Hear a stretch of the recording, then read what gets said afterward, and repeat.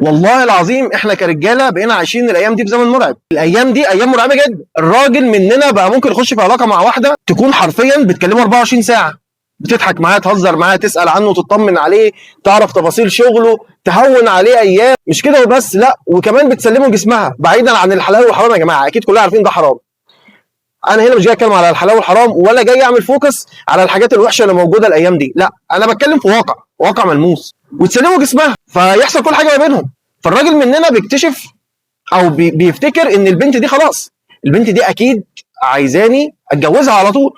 فلما يجي الراجل بقى يتكلم معاه فكره جواز يلاقيها بتتهرب، فيستغرب جدا. يا بنتي انت بتكلميني طول الوقت، انت بتهزري معايا طول الوقت، احنا خارجين رايحين جايين مع بعض، يا بنتي ده انت جسمك سلمتهولي في اكتر من كده. فالراجل مننا يستغرب فيبتدي يدعبس ويدور ورا الموضوع، يكتشف ان في راجل تاني في حياته. يا نهار ابيض، الراجل التاني في حياتها ده بيعمل ايه ده؟ وتكتشف في الاخر بقى لما تدور كده ان الراجل التاني اللي في حياتها ده هي مخلياه عشان الراجل التاني ظروفه احسن منك او احسن من الراجل الاولاني يعني. فانت معايا بتعملي كل حاجه ومسلماني جسمك وبتهزري وبتضحكي وبتدخلي راجل تاني، طب ليه؟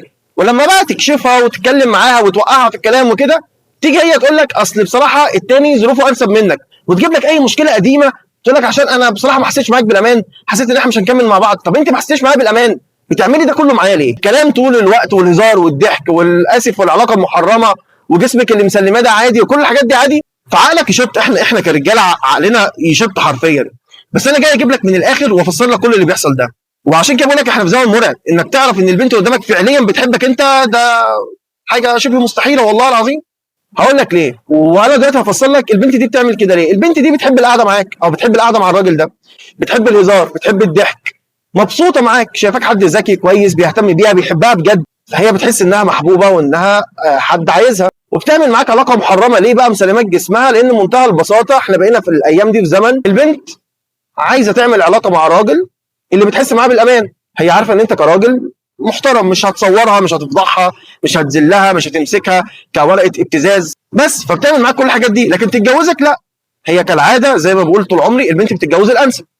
هتدور على واحد ظروفه احسن منك. جه واحد ظروفه احسن منك، اهلا وسهلا، هتخليك وتخليه، لانها معاك بتحس معاك بالامان في العلاقه المحرمه والهزار والضحك وبتحب قعدتك. ومش هينفع تروح للراجل اللي عايزه تتجوزه وتقول له تعالى نغلط مع بعض، هياخد عنها انطباع وحش. لكن انت هي مش هتتجوزك تاخد عنها انطباع وحش، تاخد عنها انطباع كويس، هي عايزه تنبسط وتتكيف وبس. فاحنا حرفيا والله العظيم زمن مرعب، حرفيا زمن مرعب. احنا كنا زمان الست لما تسلم جسمها للراجل والراجل مش هيقول لك يعرف عليها واحده ثانيه، الراجل في الاخر يجي يقول لها انا مش هتجوزك، الست تنهار تقول له ده انا وثقت فيك، ده انا وثقت فيك لدرجه انك سلمتك جسمي.